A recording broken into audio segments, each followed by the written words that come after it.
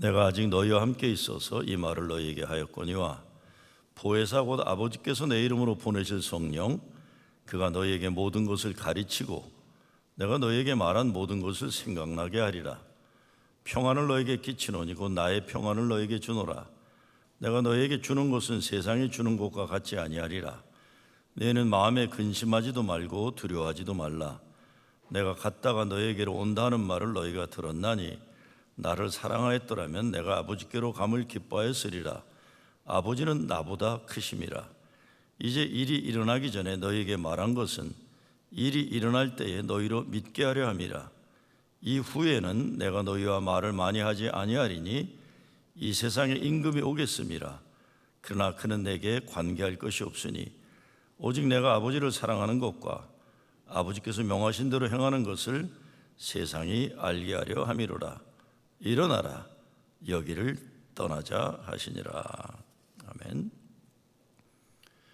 요한복음에서 부활하신 주님이 가장 많이 말씀하시는 것이 평안입니다. 14장은 너희는 마음에 근심하지 말라로 시작합니다. 예수님이 이제 십자가 고난과 죽음의 길 떠나는 말씀을 계속하니까 제자들이 불안해한 겁니다. 그래서 예수님은 보혜사 성령을 주셔서 너희와 영원토록 함께 하시리라고 16절에서 말씀하시고 고아처럼 내버려두지 않으리라고 18절에서 말씀하시고 나를 믿는 자는 나보다 더 큰 일을 하리라 12절에서 약속하십니다. 오늘 말씀에서는 두려워하지 말아라. 내가 평안을 주리라 하시고 성령을 보내실 텐데 그분이 너희에게 모든 것을 가르치고 내가 너희에게 말한 모든 것을 생각나게 하리라 말씀하시는 겁니다. 이런 질문을 던지게 됩니다. 그 어려운 죽음에서 살아나셨으면 그냥 계속 계시지 꼭 떠나야 하실 필요가 있나 이런 거예요. 아니 부활하셨으면요 그냥 영원히 사셔서 하셔야 할 일을 하시지 왜 가셔야 하는 건가 이런 겁니다. 근데 이런 질문에 대해서 성경은 조금도 이런 방구 얘기가 없어요. 그냥 분명한 거는 떠나는 건데 떠나실 때 성령을 보내신다는 약속만 하십니다. 그러니 고아처럼 불안해하지 말고 걱정하지 말아라 거듭거듭 말씀하십니다. 세상이 흔들려도 빼앗기지 않는 평안이라고 그랬어요. 제자들에게 평안이 필요했던 거죠. 사실 오늘 우리들에게도 어떤 상황에도 흔들리지 않는 평안이 있어야 돼요. 어떤 평안입니까? 주님을 이 평안을 세상이 주는 평안과 다르다고 했어요. 내가 너에게 주는 것은 세상이 주는 것과 같지 아니하리라 27절 말씀이죠. 평화로다 하늘에서 내려오네. 세상이 주는 평안은 바깥에서 오는 거예요. 조건적인 거예요. 그러니까 주님께서 주시는 평안은 하늘에서 내려오는 평화예요. 완전히 하나님이 주권적으로 주시는 역사예요. 그래서 어떤 상황과 조건에 의해 생기거나 없어지는 것이 아닙니다. 이 평안을 성경은 샬롬이라고 말씀해요. 인생의 조건과 상황이 주어서 평안한 것이라 아니라 하나님과 관계에서 주어진다는 것이죠. 평화가 있어야 됩니다. 먼저 마음의 평화예요. 여러분 마음을 뒤집어 놓는 일들이 많을 거예요. 근데 내가 다른 사람은 어떻게 하지 못해요. 내가 세상을 어떻게 하진 못해도 내 마음은 내가 어떻게 할 수 있는 겁니다. 마음의 평화를 방해하는 적이 많죠. 첫째는 탐욕이라고 얘기해요. 탐욕. 성경에서 욕심이 잉태한 즉 죄를 낳고 죄가 장성한 즉 사망을 낳느니라 야고보가 얘기합니다. 욕심 많은 사람 행복하지 않죠. 만족 못하는 거예요. 챙기고 쌓아두는 것 집착해서 즐기고 감사하고 살지는 못해요. 수단 방법 가리지 않고 내 거 챙기려고 자기 이익에 집착한 사람들 어딘가 무엇인지 주고 가고 죽이는 일을 하는 겁니다. 평화를 깨뜨리죠. 제가 79년도 보스턴 신학대학원에 가서 보스턴 가서 제일 놀란 게 보스턴에서 1시간 떨어진 동네 가면은 청어 산란기가 되면 정말 물보다 고기가 많이 이 민물로 향해 몰려오는 걸 달밤에 보면 진짜 대단한 그런 장면이에요. 학교 기숙사들마다 한인 학생 있는 곳에는 청옥 없는 냄새가 주말에는 진동을 했어요. 그런데 한인들 가기 시작하고 베트남 사람들 가기 시작하고 중국 사람들 가기 시작하니까 어떻게 되겠습니까? 10마리 이상 가져가지 마라 붙어요. 뉴욕에서 어떤 사람들은 카고밴 가져가서 그냥 큰 드럼통으로 날라요. 조금 지나니까 출입금지 이렇게 돼요. 한국 사람들 바다 가면 다 가지고 오려고 그래요. 거기다 한국 사람만 힘든데 베트남 사람, 중국 사람들 모르겠어요. 왜 이 세 나라 사람들이 이렇게 탁월한지. 인도 사람, 일본 사람 그런 거 안 해요. 탁월해요. 여러분 그거 아시죠? 인도 사람, 일본 사람들이 미국의 우리 한인보다 몇 배로 수입이 높더라고요. 그런 욕심 안 부리는데 한번 생각해 볼 만해요. 산에도 그래요. 이 사람들, 우리 한인들이나 베트남, 중국 사람들이 산에 가기 시작하면 고사리 씨를 말리고 경찰이 이제 동원되고 출입금지 사인이 붙게 돼요. 바다에 있는 거 다 집에 가지고 싶어하고 산에 있는 거 다 뽑아오고 싶어하고 욕심 때문에 평화가 깨지는 겁니다. 탐욕이 야욕이 되면 더 불행해지죠. 자기가 원하는 대로 다 그렇게 되기를 바라는 것 얼마나 위험해요. 다 가질 수도 없고 영원히 가질 수는 더욱 없습니다. 이것 때문에 사람이 추해져요. 자기 마음대로 안 되면 못된 짓 하고 그러면 사탄 마귀의 도구가 되는 것입니다. 그리고 질투가 평화를 깨죠. 질투 많은 사람 행복한 거 보셨어요? 질투 많은 사람 쉬지 않고 불만과 불평이 끊이지 않고, 그리고 분노예요. 자기에게 그런 고난을 아무도 주지 않았는데 아무나 아무의 때나 소리 지르는 사람들, 이 분노의 문제 해결하지 않으면 가정이 지옥돼요. 분노 고치지 않으면 자기도 불행하고 언젠가 임자 만나서 혼나게 돼 있죠. 남들도 불행하게 만듭니다. 그건 교만입니다. 교만한 사람들 얼마나 딱합니까? 아니 좋고 자랑스러운 교만의 조건이 있으면 이거 좋은 거예요. 교만의 조건도 없는 사람들이 자꾸 이게 하니까 힘들어지는 거예요. 옆에 있는 사람들이요. 잘하는 거 좋은 거고 장한 거 자랑스러운 거고, 그런데 필요 이상으로 자꾸 끊임없이 이야기하기 시작하면 속이 허해서 그런 거예요. 속이 허해서 딱한 거예요. 평화도 없고 평화를 깨는 것이 교만인 것이죠. 그리고 가장 큰 문제는 예수 잘못 믿는 거예요. 예수님 말씀과 예수님 마음과 반대가 되는 일을 하면서 성경을 악용하면서 인종차별하고 전쟁 정당화하고 창조세계 파괴하는 모든 가치관과 문화, 권력 다 그거죠. 지난 14일 뉴욕주 버팔로의 슈퍼마켓에서 백인 민족주의 음모론 신봉자 백인 청년이 총기 난사를 해서 10명의 흑인이 죽었어요. 도대체 이 백인 청년을 살인 악마로 만드는 그 가치관은, 그 믿음의 실체가 뭘까요? 어느 흑인 목사가 그런 걸 썼더라고요.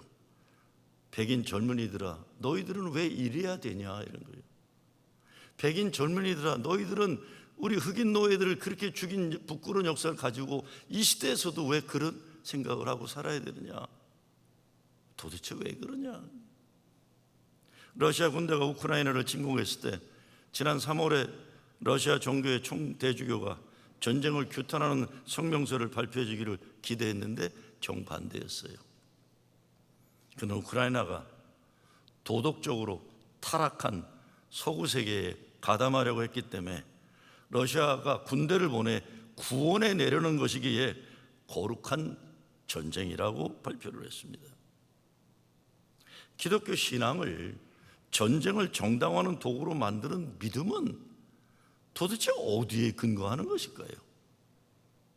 사도 바울은 부활하신 주님을 만난 후 자기가 예수 믿는 사람들 죽이는 일에 열심히 했던 과거에 대해 잘못된 진리에 근거한 신앙심이 특심이었다고 고백했어요. 여러분, 미국 인종차별 대표 집단인 KKK, 쿠클럭스 클란 정당화시켜준 것이 성경이었습니다. 쿠클럭스 클랜의 오리지널 시작이 포사이스 카운트라는 조지아 아틀란타에서 멀지 않은 곳에 있는 침례교에서 시작된 거예요. 침례교 여러 종류의, 그러니까 우리가 아는 남침례교, 아메리칸 침례교가 아니라 이상한 침례교에서 시작. 다 성경을 이용해서 그런 악한 사탄마귀의 도구가 된 거예요. 성경을 사람 잡는 일로 악용하는 일들은 오늘날도 비일비재합니다. 자기 생각을 신앙의 확신으로 절대화하는 것, 자기를 하나님으로 만들고자 하는 우상숭배예요. 인간이 어떻게 그런 절대성을 가질 수 있겠습니까? 성령이 예수님 말씀을 기억나게 하신다고 했는데, 그러면 평화, 사랑, 정의를 이야기하는 것이 예수 믿는 사람들의 사명이에요. 예수님입니다. 성령은 예수님 말씀을 기억하게 하고 예수님이 하신 일을 하게 하는 능력인데, 기독교 역사에 자기네 정치적 신념과 가치관을 정당화하는 일에 앞장서는 교회들이 너무 많았던 겁니다.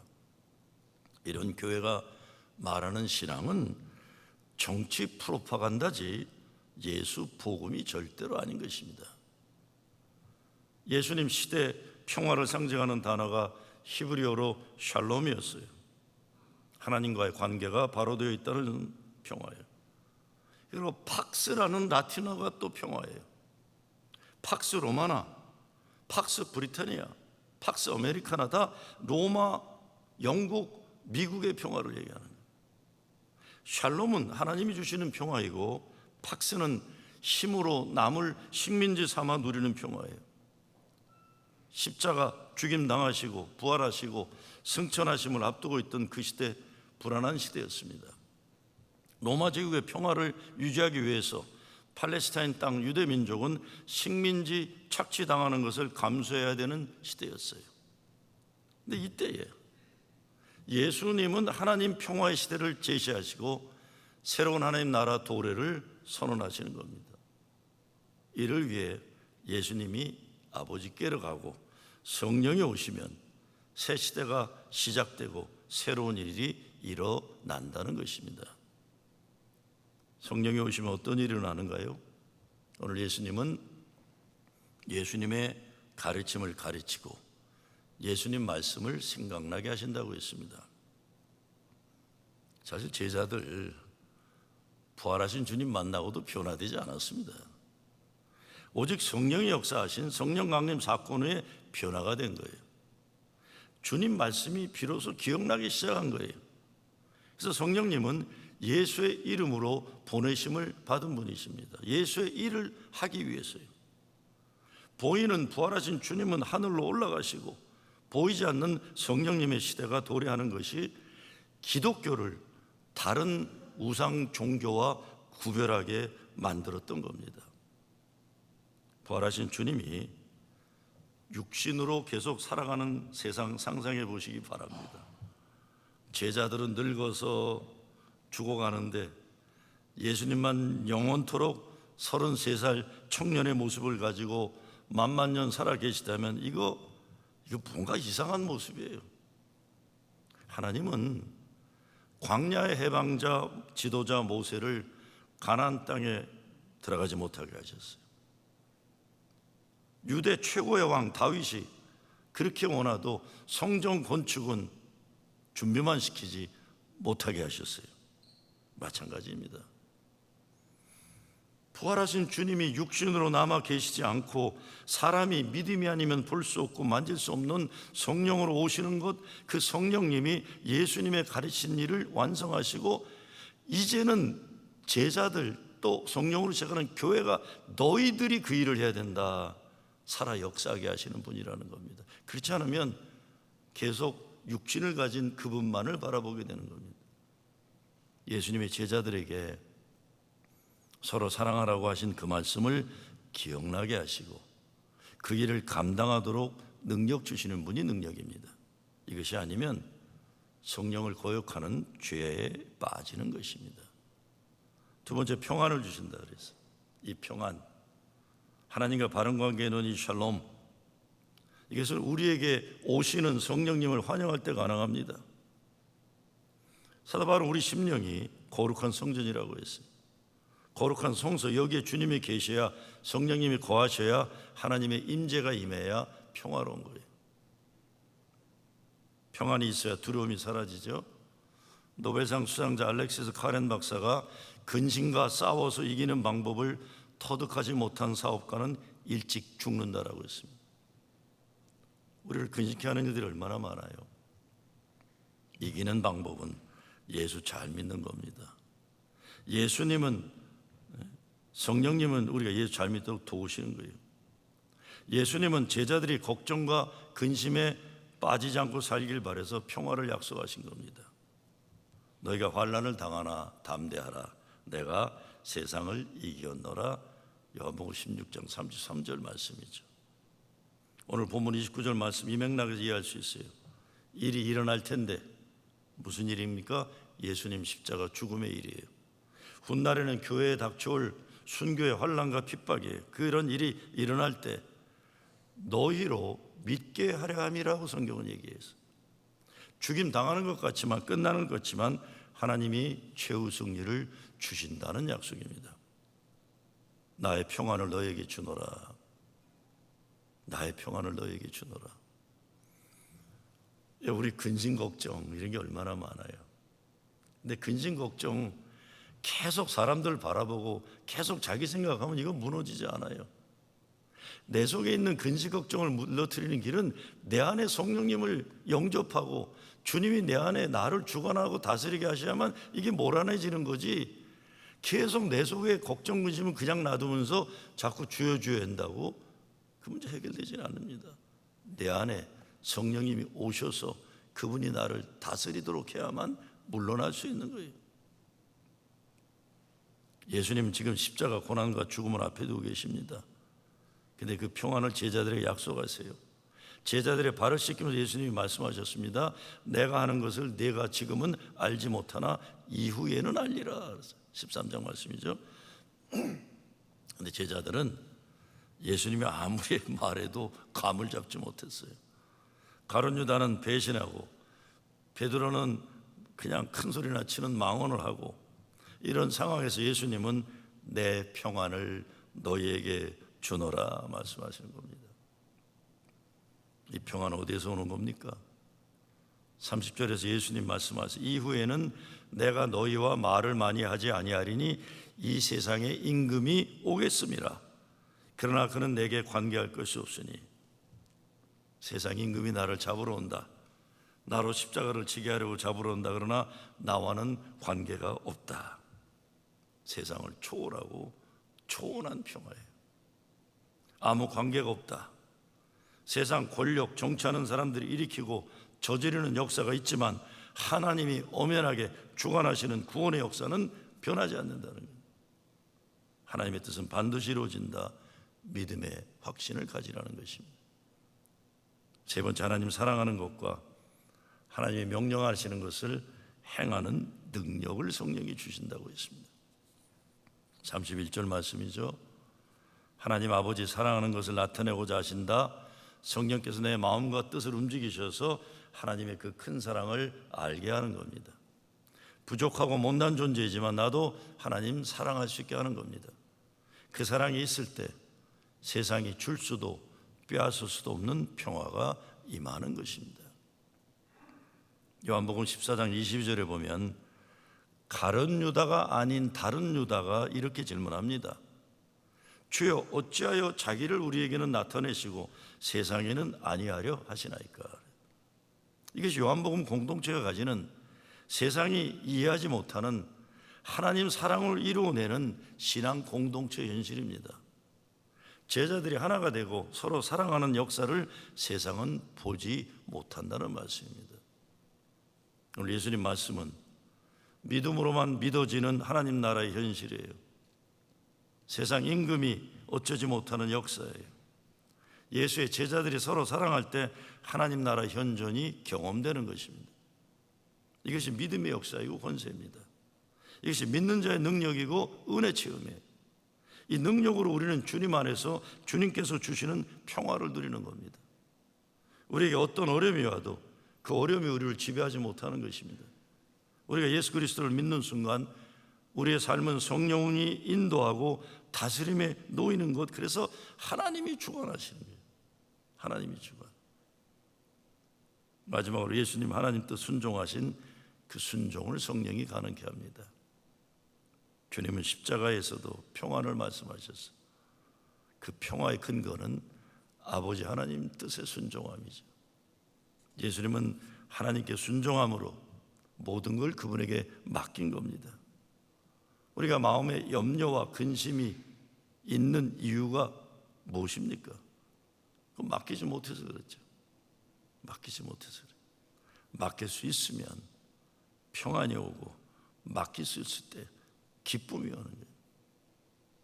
주님의 뜻을 이루소서.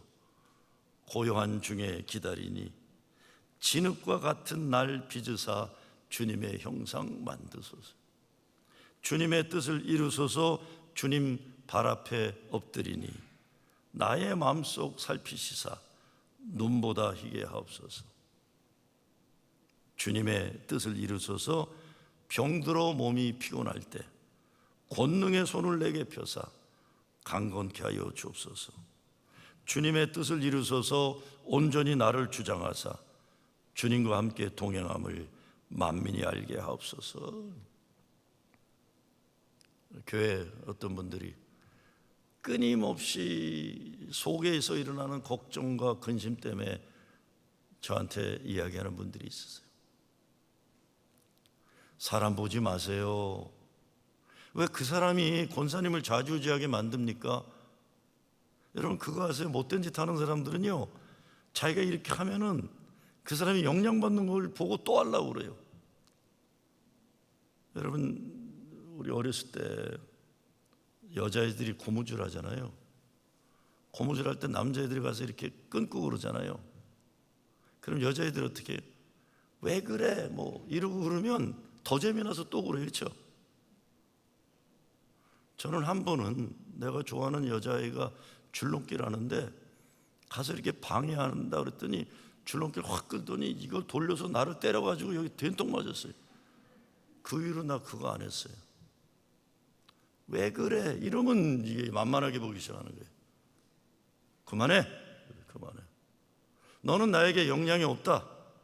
사탄아 물러가라. 그러는데 왜 자꾸 이 사람에게 영향을 받아요? 내 안에 주님이 계시는데, 내 안에 죽음의 권세를 이기고 부활하신 주님이 계시는데 왜 못난 짓 하고 못된 짓 하는 사람 계속 그 사람 기분 좋으라고 반응하고 또 반응하고 그렇게 살겠어요? 만만하게 여기는 거죠. 그냥 줄넘기로 된통한 데 갈겨야 머리가 아파가지고 그 다음부터 안 하는 거예요. 똑같은 겁니다. 내 안에 주님 계시는데 자꾸 사람들에 의해서 내가 좌지우지 당하면 사탄 마귀가 나를 만만하게 보기 시작하는 거예요. 성경에 보면 하나님의 자녀들을 함부로 괴롭히는 자들은 하나님이 쥐도새도 모르게 손을 봐주시는 역사들이 있는 거예요. 그게 이삭을 괴롭혔던 아비멜렉이 이삭을 찾아와서 회개했던 역사가 바로 하나님이 손을 봐줘서 그랬던 거예요. 주님과 함께 동행함을 만민이 알게 하옵소서. 우리가 주님께 순종할 때 그 일을 성취하는 것은 주님의 손이에요. 주님 책임이에요. 우리가 주님께 순종할 때 책임도 주님이 가시는 거예요. 그러나 순종하기 전까지 그 일은 내 책임이 되는 거예요. 내가 감당해야 돼요. 그래서 순종하지 않는 믿음에는 평화가 불가능한 겁니다. 왜? 내가 내 뜻이 내가 해야 되니까. 이게 얼마나 힘들어요. 오늘 보면 맨 끝에 보면 예수님이 제자들에게 일어나라, 여기를 떠나자 하세요. 일어나라 하시는 것은 이제 할 말 다 했다는 거, 할 말 다 했다. 여기를 떠나자 하는 거, 이제 행동과 실천의 자리로 옮기라는 겁니다. 오늘 예수님 말씀은 이 세상에 새로운 질서의 도래를 선언하시는 거예요. 팍스 로마나, 로마 제국이 무력으로 지배하고 유지하는 평화의 그런 거짓 평화, 이 시대에 예수께서는 하나님 나라의 평화를 선언하시고 하나님 나라를 이루기 위해서 일어나라는 겁니다. 로마 식민지 평화가 아니라 하나님 자녀들의 새로운 평화, 진정한 평화를 이제 이루라고 하시는 것이죠. 그는 내게 관계할 것이 없다. 그래서 임금의, 세상 임금에 대해서 로마의 권력도 예수님에게 영향력을 행사할 수 없다. 유다의 배신도 예수님 가실 길에 이용되는 것뿐이지 결론을 책임지지 못한다. 예수 그리스도를 통해 세상을 구원하시려는 하나님 역사를 방해할 수 없다는, 아무도 없다는 거예요. 바리새파 헤롯 왕, 사두개파 로마 총독 빌라도가 연합전선을 형성해서 로마 제국이 천하 세상을 좌지우지하는 것 같지만 예수님은 관계없다 하시는 거예요. 예수께서는 빌라도 총독 앞에 서심으로 진리가 무엇인지 분명하게 제시해 주시고 자유하셨어요. 세상 임금과 맞서고 십자가에 달리심으로 세상 권력과 군사력으로 군림하는 것이 아니라 사랑과 은혜가 다스려지는 참 하나님 나라를 현존하여 선포하신 거죠. 십자가 죽음을 죽고 다시 살아나심으로써 모든 악과 거짓과 사망 권세 승리를 이루신 것입니다. 오늘 본문의 마지막 말씀, 일어나라 여기를 떠나자, 그 말씀이 주님이 오늘 저와 여러분을 향해 하시는 말씀이라고 봅니다. 그 말씀이 예수 그리스도를 통한 하나님 세상 구원의 역사를 방해하려는 사탄 마귀와 이 세상의 모든 악한 세력의 공격 앞에서 두려워하지 말라는 거예요. 주저하지 말라는 거예요. 일어나서 당당히 싸우러 나가라는 이 시대 우리에게 주시는 명령이신 겁니다. 오늘 이 사회는 악한 세력들이 사탄 마귀의 도구가 되어 전쟁을 일으키고 사람을 함부로 죽이고 인간의 존엄을 파괴하는 일에 기승을 부립니다. 하나님 사랑과 생명의 창조 질서를 파괴하고 주의 몸된 교회를 무너뜨린 일에 열심으로 하나가 되는 일들이 얼마나 많은지 몰라요. 사탄 마귀는 대적하고 물리쳐야 되는 것입니다. 예수님 약속하신 보혜사 성령의 능력으로 영적 전쟁에서 승리하라는 것입니다. 연합감리교 존재 목적이 세상을 변화시키는 예수 그리스도 제자 만드는 교회예요. 아무리 구호가 좀 뭐예요? 해낼 수 있는 능력이 없으면, 가정이 천국이 되고 세상을 하나님 나라로 만든 일에 쓰임받아 하는 게 교회 사명인데 능력이 없으면 뭐예요? 그래서 예수님은 성령을 보내주시겠다고 약속하시는 겁니다. 성령의 능력을 의지하는 것이지 내 능력은 아닙니다. 그 능력과 권위를 가지고 하나님 나라를 선포하고 악한 귀신을 몰아내고 아픈 자들 고치는 예수님이 하신 그 역사를 우리도 실행하는 것입니다. 우리가 사랑해야 할 사람들이 있죠. 사랑해야 되잖아요. 우리가 지켜내야 할 사람들이 있잖아요. 우리가 감당해야 할 사명이 있잖아요. 능력이 없으니 얼마나 힘들어요. 그래서 예수님이 성령 받으라 하셨으면 감사합니다, 주세요, 그리고 받는 거예요. 그 능력을 사용하라 그러면 자꾸 나 자신을 보지 않고 주님 약속하시니 그 능력을 사용하는 거예요. 기도하는 거예요. 예수를 그리스도로 고백하는 성도에게 음부의 권세를 물리칠 능력을 주신다고 주님 약속하시니까 그 능력을 발휘하는 겁니다. 하나님, 내 아들을, 내 딸을 괴롭히는 음부의 권세가 분명히 있는데 주님, 제가 예수의 이름으로 물리치게 하여 주시옵소서. 능력 주셨으니까 그 능력을 발휘하는 거예요. 우리 집안을 지옥으로 만드는 사탄 마귀야, 물러나라. 발휘해야죠. 주셨다고 했으면 써야죠.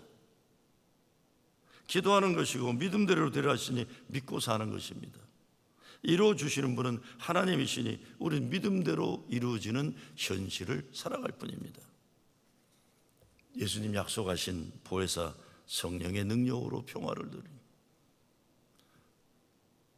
예수님 약속하신 보혜사 성령의 능력으로 믿음의 승리를 이루는 여러분 되시길 주의 이름으로 축원합니다.